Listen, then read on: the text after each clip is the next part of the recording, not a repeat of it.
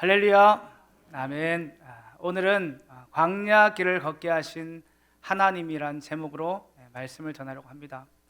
우리에게 광야 길이 이제 있는데 그것은 사실 하나님께서 우리에게 주신 길입니다. 우리가 그것을 믿음으로 받기를 원합니다. 이 광야 길을 하나님이 허락하셨다면 우리가 그 앞에서 해야 되는 일이 있는데 그것이 뭐냐면 그 광야 길 앞에 서는 것입니다. 그러니까 성경에서 말하는 이스라엘 백성만 그 광야길 앞에 서는 것이 아니라 하나님께서 우리 인생 가운데서 어떤 광야길을 허락하셨으면 우리는 그 길 앞에 서는 것부터 하셔야 합니다. 이스라엘 백성의 이야기를 하려고 합니다. 이스라엘 백성이 광야 동안에 40년간 그 광야길을 걷게 됩니다. 그렇게 된 이유가 무엇입니까? 하나님께서 이 이스라엘 백성들을 은혜 가운데서 출애굽시키셨습니다. 그리고 드디어 가나안 땅을 목전에 두게 하셨습니다. 근데 그때에 어떤 일이 벌어지는가 하면 정탐꾼을 가나안 땅에 보내게 됩니다. 그들이 돌아와서 정말 이 땅은 하나님께서 허락하신 그 젖과 꿀이 흐르는 땅이다 라고 말했지만 그 뒤에 말이 더 있었습니다. 그게 무엇인가 하면 그 땅이 젖과 꿀이 흐르는 것은 맞지만 그 땅에 거인족이 살아서 우리는 죽었다 깨어나도 정복하지 못한다. 그렇게 마무리가 됩니다. 그래서 어떻게 되냐면 이제 거기에 있는 이스라엘 백성들이 그 모든 이스라엘 백성들이 눈물바다가 됩니다. 그러니까 이것이 바로 광야길의 시작이었습니다. 그렇게 해서 40년간 지나게 됩니다. 우리는 이 광야길을 실체가 아닌 느낌으로 받을 때가 좀 많습니다.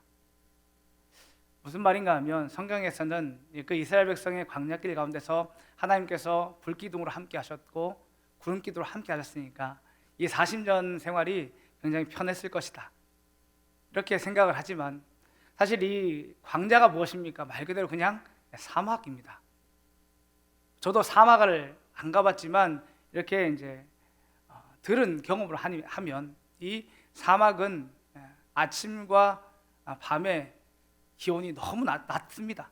그리고 낮에는 너무 뜨겁다고 합니다. 그래서 아침과 밤에는 불기둥이 없으면 살 수 없는 곳, 그리고 낮에는 구름 기둥이 아니면 살 수 없는 곳이 광야입니다.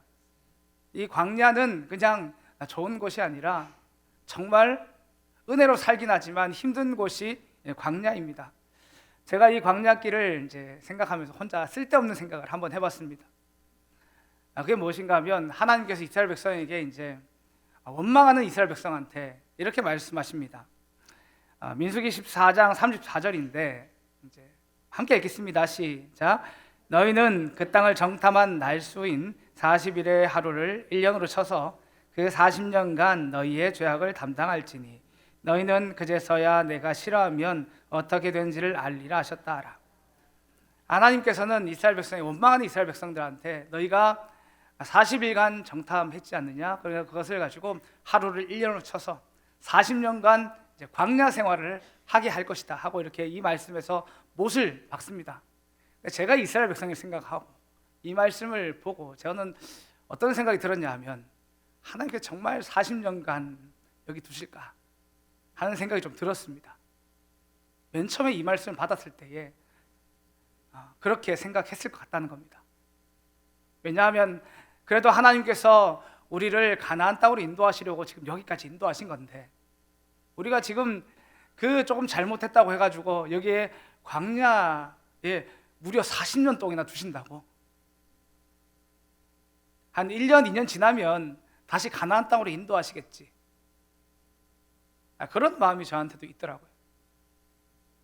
근데 우리가 말씀을 잘 알겠지만 그 시간이 1년이 지나고 2년이 지나고 10년이 지나고 20년이 지나고 광야 생활이 끝이 나지 않습니다. 그래서 이제 40년 이후에 이제 정말 가나안 땅으로 가게 됩니다. 성도에게도 이와 같은 광야 길이 있습니다. 하나님께서 허락하셨지만 언제 끝난지 모르는 이 일들 분명히 있을 거라고 생각을 합니다. 그래서 이 일이 분명히 내게는 너무나 힘든 일이고 하나님이 제발 이 일을 좀 거둬갔으면 좋겠다, 그런 마음이 있을 겁니다. 그래서 그렇게 기도하면서 1년을 버티고 2년을 버티고 3년을 버티고, 근데 그게 빨리 해결되지 않으니까 참 어려움이 있으시죠. 근데 또 어떤 분들은 그것이 자신의 반평생 동안 이어진 분도 있을 거라 생각합니다. 근데 그 모든 길을 겪으면서 괜찮다고 말하는 건 거짓말이겠죠. 누가 광야길을 걷고 있으면서 그 길이 괜찮다고 말하는 사람은 둘 중에 하나라고 생각합니다. 그 길을 안 겪어봤거나, 그러면 두 번째는 자신을 속이고 있거나, 괜찮다고 속이고 있거나. 전 둘 중에 하나라고 생각합니다. 광야길은 힘든 길입니다. 은혜가 있어서 우리가 견딜 수 있는 것이지 그 길이 편한 길은 아닙니다. 어쨌든 이것이 광야길인데 우리는 이 광야길 앞에 서야 합니다. 특별히 오늘 말씀을 통해서 우리가 얻어가야 할 것은 무엇인가 하면은, 저는 우리가 이 말씀을 통해서 우리의 광야길이 얼마나 남았는지를 말씀드리고 싶은 것이 아닙니다. 하나님께서 이스라엘 백성에게 이 광야길을 허락하셨는데 여기에도 분명한 목적이 있다는 것, 우리는 그거 하나 알면 됩니다. 제가 생각해봐도 광야길이 40년입니다. 근데 제가 이 40년의 깊이를 전 죽었다 깨어나도 모르겠더라고요. 제가 여기 계신 성도님보다 많이 어립니다. 그렇기 때문에 가히 무슨 인생 전체를 겪은 그 40년의 이야기의 깊이를 제가 할 수가 없고, 그리고 40년 뒤에 무슨 일이 일어날지 제가 알 수가 없습니다. 그래서 우리가 할 수 있는 일은 딱 하나 같습니다. 겸손하게 그 말씀 앞에 서보는 것, 내게 주신 이 모든 일들 앞에, 그 광야길 앞에 서는 것이고, 또 하나는 말씀으로 인도하시는 거 따라가는 것, 저는 이것이 전부라고 생각합니다. 그래서 오늘 말씀을 그렇게 받을 수 있길 간절히 소원합니다. 할렐루야. 그러면 하나님께서 이스라엘 백성에게 이 광야길을 왜 허락하셨을까요? 우리에게 왜 이 광야길을 지금 허락하고 있는 것일까요? 이것은 사실 성경적으로 보면은 이 광야길을 언제 바라보냐에 따라서 조금 달라집니다. 똑같은 광야의 이야기를 민수기에도 한번 하고, 그리고 오늘 말씀의 신명기에도 한번 하는데, 민수기와 신명기의 시기의 차이가 있습니다. 민수기는 광야길을 걸을 그 당시의 이야기고, 그리고 신명기는 그 40년이 끝난 이후에 하는 이야기입니다. 그래서 이 광야 이야기를 어떻게 하는가 하면, 그 민수기에서는 하나님께서 우리를 징벌하셨다 하는 것이 민수기에서 하는 말입니다. 그럼 오늘 말씀에서는 뭐라고 말할까요? 우리는 징벌인 줄 알았는데 40년이 흐르고 나니 하나님께서 우리를 빚으시려고, 하나님께서 우리를 인도하셨다고 고백하는 것이 오늘 말씀입니다.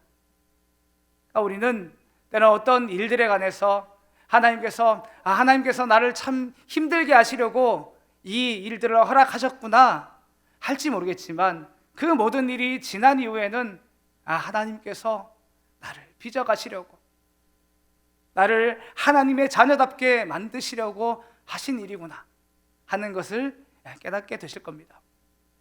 하나님께서 우리 인생에게 하고 싶은 일이 있습니다.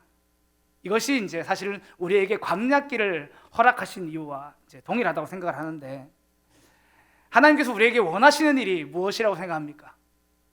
많은 성도님들이 이제 우리가 그냥 단편적으로 하나님 앞에 기도하는 것, 성경 읽는 것, 이렇게 생각하는 경우가 참 많습니다. 그래서 하나님께서 우리가 기도하기를 원하시는데 내가 열심히 기도해서 하나님께서 주시고자 하는 그 복을 누리며 살기를 원한다, 이것이 우리 인생에 하나님께서 원하신 일이라고 생각하는 경우가 많습니다. 근데 저는 그렇지 않다고 생각을 합니다. 그래서 이것은 저의 말이 아니고 제가 여러분의 목사님들을 좋아합니다. 근데 그 중에 이제 남포교회 원로 목사님인 박영선 목사님께서 설교 가운데 많이 말씀하셨고, 좀 전에 예전에 CBS에 새롭게 나오셔가지고 또 하신 말씀입니다. 그래서 하나님께서 우리의 인생 가운데서 뭘 하길 원하시느냐 해서 그걸 한마디로 정의하면 바로 우리와 함께 가기를 원하시는 거다, 이 말씀을 하셨습니다. 우리가 기도하고 말씀 듣고 이 모든 것을 하는 이유는 결국 우리가 하나님의 자녀로서 하나님과 동행하는 인생이 되기를 원하시기 때문입니다. 이게 하나님께서 우리에게 원하시는 겁니다. 그러니까 우리가 많은 기도 끝에 내가 원하는 것을 얻는 것이 진짜 신앙생활이 아니고, 우리가 그 많은 기도 끝에, 많은 말씀 앞에 서는 일 끝에 하나님과 동행하는 인생이 되는 것, 그것을 하나님이 원하신다는 겁니다. 이 말 하나를 꼭 우리의 마음에 새기고 모든 신앙생활을 할 수 있길 간절히 소원합니다. 그러면 왜 광야 생활을 허락하셨을까요? 우리가 잘 안 되니까 그렇습니다. 우리가 늘 하나님과 잘 동행하면 무슨 문제가 있겠습니까? 근데 내 안에 참 많은 것들이 있죠.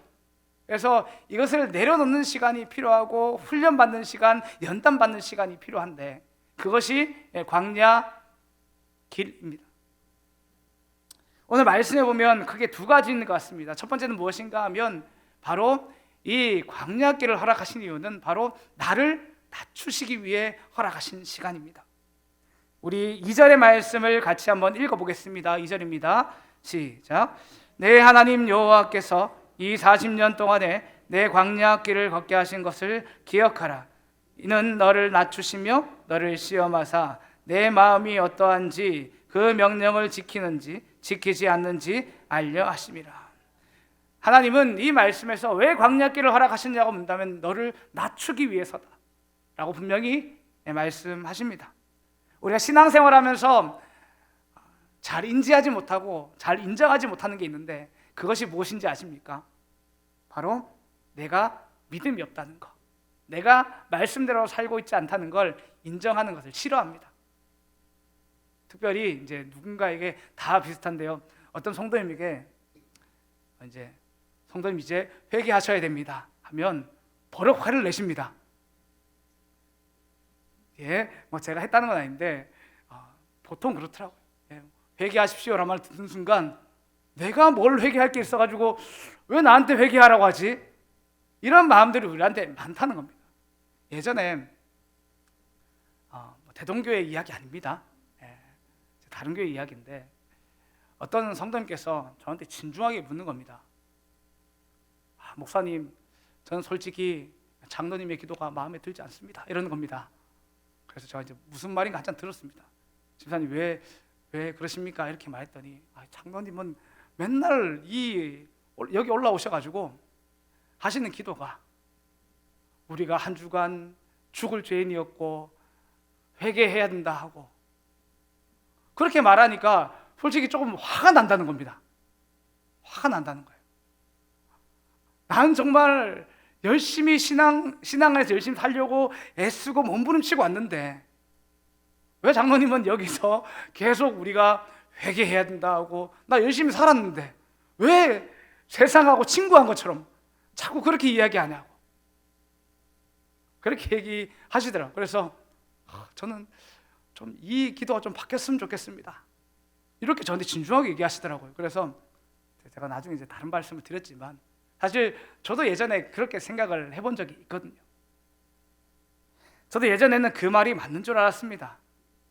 한번 돌아보시면 알겠지만 여기 수요예배 오신 분 중에 말씀대로 살려고 몸부림치신 분이 있겠습니까? 아멘이 아무도 없습니다. 저는 여기 계신 분들은 다 말씀대로 살려고 몸부림치는 분이라고 저는 생각을 합니다. 할렐루야, 아멘. 근데 왜 우리가 하나님 앞에 죄인입니까? 내가 열심히 산 건데 하나님의 말씀의 기준 앞에 딱 서보니까 한참 부족하니까, 그래서 나보고 죄인이라 하는 겁니다. 열심히 한 거 말고 하나님의 말씀의 기준 앞에 딱 서보니까 내가 한참 부족하니까 회개를 하는 거고, 그리고 내가 하나님께서 말씀하신 만큼 살려고 하니까, 은혜가 필요하니까 그렇게 기도하는 것이 우리가 말하는 회개 기도입니다.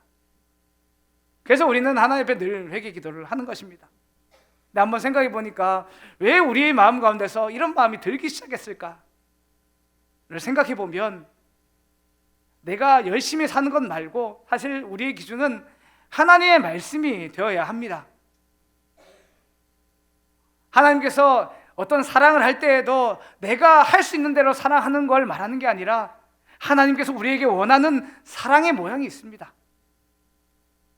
그대로 하려고 몸부림치고 나하고 안 되면 잘못했다 하고 은혜를 달라 하고 하는 것이지, 내가 옆에 있는 성도님과 비교해가지고 내가 저분보다 더 많이 살았습니다 해서 의인이 되고 이런 건 아니라는 말입니다. 제가 한 가지 예를 들어드리면, 요한복음 13장에 보면 예수님께서 제자들하고 마지막 만찬을 하셨습니다. 그리고 제자들의 발을 씻어주셨습니다. 그리고 하신 말씀이 있는데 같이 한번 읽어보겠습니다. 요한복음 13장 14절입니다. 시작. 내가 주와 또는 선생이 되어 너희 발을 씻었으니 너희도 서로를 발을 오르니라. 아멘. 그러니까 예수님께서 하신 말씀은, 내가 너희의 주인이고 내가 너희의 선생인데 내가 너희의 발을 씻어준 이유가 무엇인지 아니? 내가 너희의 발을 씻어줬듯이 너희가 서로의 발을 씻었으면 좋겠구나. 그래서 예수님은 이 제자들에게는 주인이고 선생이신데 가장 낮은 자리로 가가지고 그들의 발을 씻어준 겁니다. 그리고 이것은 제자들뿐만 아니라 우리에게도 하신 말씀이라고 저는 믿습니다. 근데 그래서 제가 이제 이 말씀을 붙들고 한번 해보려고 했습니다. 근데 해보셨으면 알겠지만, 그렇게 정말 누군가를 발을 씻어줄 정도로 사랑하려고 하면 내 마음에 어떤 마음이 처음에 찾아온지 아십니까? 제 이야기입니다. 제 이야기. 제가 이제 발을 씻어줄 정도로 사랑하면 그 뒤에 느낀 거는 감사하는 사람이 없습니다. 그러니까 발을 씻어줬다고 감사하는 사람이 없습니다. 그리고 발을 씻어줬다고 칭찬해 주는 사람도 없습니다. 그리고 오히려 세상의 사람들은 당연하다고 생각하고 무시하더라고요. 나는 쟤는 저런 사람이야 라고 생각을 하더라고요. 그때 제 마음에 든 마음은, 주님 정말 이렇게 사는 게 맞습니까? 하는 마음이 불쑥불쑥 올라오더라고요. 하기 싫더라고요. 그 마지막에 그 마음이 무슨 마음일까 이렇게 돌아보니까, 사실은 예수님이 주인이시지 않습니까? 우리는 종이고 사실 예수님이 주인이십니다. 그러면 주인의 말이 옳은 거거든요. 예수님의 말씀이 다 오늘이 옳은 일인데 어느 순간 내가 내 자아가 생겨가지고 아니라 하고 있는 거더라고요. 그러면 이런 우리를 자녀답게 만드시려면 어떻게 해야 되겠습니까? 우리가 낮아지는 자리로 우리를 인도해야 되는 겁니다. 광야길은 그냥 우리에게 허락하신 게 아니고, 그냥 우리가 잘못했더니 그냥 벌 주시려고 주신 게 광야길이 아니고, 우리의 마음을 낮추게 하시고 우리의 생각을 낮추게 하시고 내 삶을 낮추게 하셔서 하나님과 동행하는 인생이 되게 하시려고 허락하신 것이 광야길인 줄 믿으시길 바랍니다. 할렐루야. 두 번째는 뭐냐면, 이 광야길은 우리를 말씀 안에 두시려고 허락하신 시간입니다. 8장 2절 끝에 보시면, 너를 낮추시며 너를 시험하사 내 마음이 어떠한지 그 명령을 지키는지 지키지 않는지 알려 하심이라. 그 40년 동안에 하나님께서 테스트하는 게 있는데, 너희가 하나님의 말씀대로 사는지 안 사는지를 볼 거라는 겁니다. 근데 그 뒤에 말씀이 있는데, 이거는 같이 한번 읽어보겠습니다. 3절입니다. 시작. 너를 낮추시며 너를 줄이게, 또 너도 알지 못하는 내 조상들도 알지 못하던 만나를 내게 먹이신 것은 사람이 떡으로만 사는 것이 아니요 여호와의 입에서 나오는 모든 말씀으로 사는 줄을 내가 알게 하려 함이라. 아멘. 하나님께서 이 이스라엘 백성들이 이 광야 40년 생활을 통해서 알기를 원하는 건 무엇인가 하면, 너희가 떡이 필요한 존재이긴 하지만 너희가 떡으로 사는 것이 아니라 하나님의 말씀으로 사는 것을 각인시키시려고 이 광야 생활을 허락하시는 겁니다. 우리도 이 땅 살아가면서 하나님의 말씀을 들고 살아가지만, 우리가 하나님의 말씀대로 하나님의 말씀이 우리를 인도한다는 마음보다는 어떤 가치관이나 이런 것들이 우리의 삶을 인도한다라는 생각이 들지만, 실제적으로 우리의 삶을 인도하는 것은 우리의 노력이라는 생각이 많이 들지 않으십니까? 무슨 말인가 하면, 우리가 왜 그렇게 생각할 수밖에 없는가 하면, 우리가 좋은 대학을 가려면 열심히 공부해야 하고, 열심히 공부하는데 좋은 대학 이제 못 갑니다. 열심히 공부해야지 좋은 대학 갑니다. 그리고 우리가 좋은 직장을 가려면 열심히 취업 준비를 해야 합니다. 그러니까 우리가 여기에서 많이 헷갈리는 겁니다. 근데 이 문제를 가지고 예전에 한 청년이 저한테 물은 적이 있습니다. 목사님, 우리 왜 열심히 살아야 됩니까? 굉장히 복잡한 질문이었기 때문에 제가 여러 가지가 있지만 그 중에 하나의 답을 제가 말씀드리면, 저는 그런 것 같더라고요. 우리가 왜 열심히 살아야 할까? 열심히 살면서 무엇을 알게 될까? 이렇게 생각해 보니까 열심히 살아야지 하나님의 은혜 아니면 안 된다는 것을 알게 됩니다. 할렐루야. 이게 무슨 말이냐 하면, 우리가 열심히 공부하면 좋은 성적이 나오죠. 근데 열심히 공부했다고 좋은 대학 가는 거 아니라는 거 아시겠습니까? 네, 많은 분들이 내가 열심히 공부하면 뒤에 것이 착착착착 된다고 생각을 하시더라고요. 전혀 그렇지 않습니다. 열심히 공부하면 좋은 성적 나오는 게 최선입니다. 그 다음은 사실 은혜인 겁니다. 예전에 포항과 경주에 이제 지진이 한번 난 적이 있습니다. 그래가지고 너무 심하게 나서 수능이 밀렸습니다. 다들 기억이 나시죠? 너무 지진이 심하게 나서 수능이 밀렸습니다.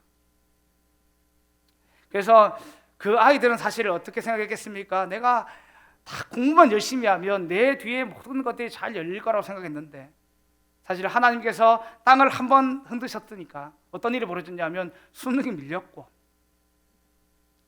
어떤 친구들은 집이 무너졌고, 어떤 친구들은 자기 아버지가 하는 가게가 무너진 겁니다. 그러면 그런 아이들은 어떻게 될까요? 수능 날만 다시 오면은 수능을 칠 수 있을까요? 저는 아닌 것 같더라고요. 내가 아무리 열심히 공부해도 우리 지금 가게가 망했는데 내가 뭘 더 열심히 공부해? 라면서 그 모든 소망이 꺾여지지 않았을까요?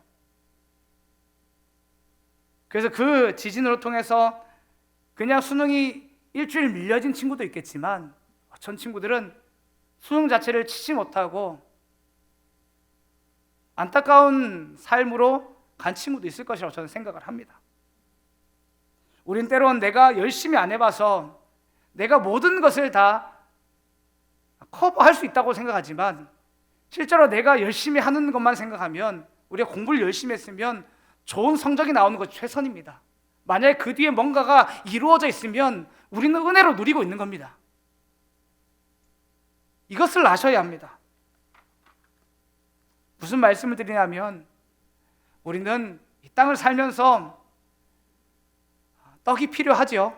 그래서 열심히 일하고 뭔가 합니다. 근데 정말 우리의 삶을 이끄시는 게 무엇인지를 보시라는 겁니다. 내 노력 너머에서 일하시는 하나님의 손길이 있고, 그리고 그 하나님께서 우리를 말씀으로 인도하는 그 말씀이 있다는 거, 우리가 그것을 잊으면 안 되는 겁니다. 하나님, 우리가 이 광야 생활하면서 우리에게 원하시는 것은 우리가 그 말씀의 다스림을 받고 있고, 너희가 떡이 아니라 말씀으로 사는 존재라는 걸 각인시키려고 이 광야 생활을 우리에게 허락하신 겁니다. 할렐루야.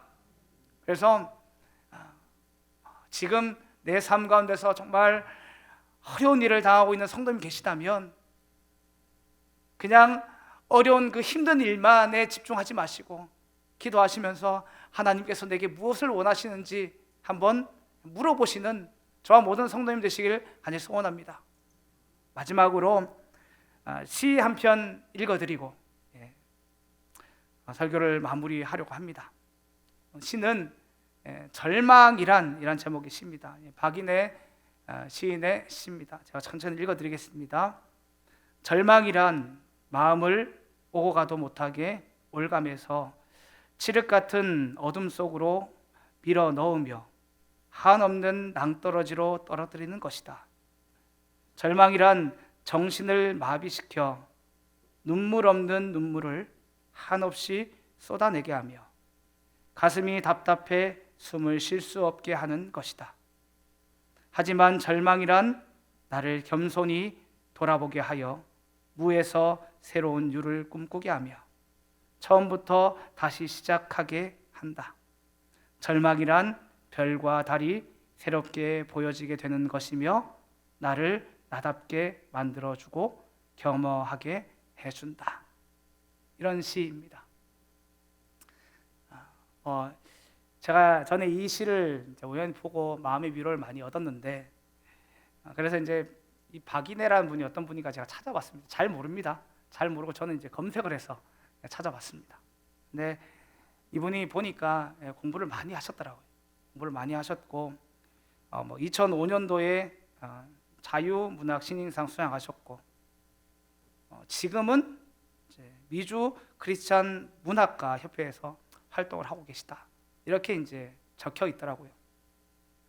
이 시를 들으시고 이 시를 보시고 어떤 생각이 드셨습니까? 저는 제가 위로받은 것을 떠나서 이분이 어떤 삶이었을까를 생각해 보니까 참 이 시가 고난으로부터 오는 절망을 정말 잘 표현했다 하는 생각이 들었습니다. 그리고 이분도 고난을 참 많이 겪으셨구나. 그리고 그 시간이 짧지 않았겠구나.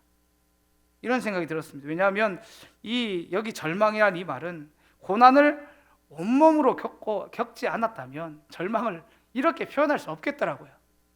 제가 생각할 때는 절망을 어떻게 이렇게 표현했을까? 근데 온몸으로 겪었으니까 이렇게 표현할 수 있지 않았겠나 하는 생각이 들었습니다. 근데 중요한 건 그 끝에 하나님의 만지심이 있었구나 하는 생각이 들었습니다. 왜냐하면 이게 딱 사연으로 돼 있는데 절반이 그렇게 나눠집니다. 처음에는 이 절망이 나를 아무것도 못하게 했고 눈물이 없는 눈물을 흘릴 정도로 숨을 쉬지 못할 정도로 나를 어렵게 했다고 분명히 그렇게 말합니다. 근데 중반부터 어떻게 하냐면 그 절망이 나를 겸손하게 했다. 이렇게 이어집니다. 그리고 그 절망이 그제서야 나를 나답게 만들었다. 이런 고백을 하고 있더라고요. 여기에 사실 하나님이란 말은 하나도 없습니다. 근데 제가 생각해 볼 때는 이게 신앙의 회복이 없고서야 절망을 이렇게 승화시킬 수가 없습니다. 저는 그렇게 생각을 합니다. 이건 주님을 만나는 사람만이 아는 그런 고백이라고 저는 생각을 합니다. 그래서 이 시를 한번 읽어드렸습니다.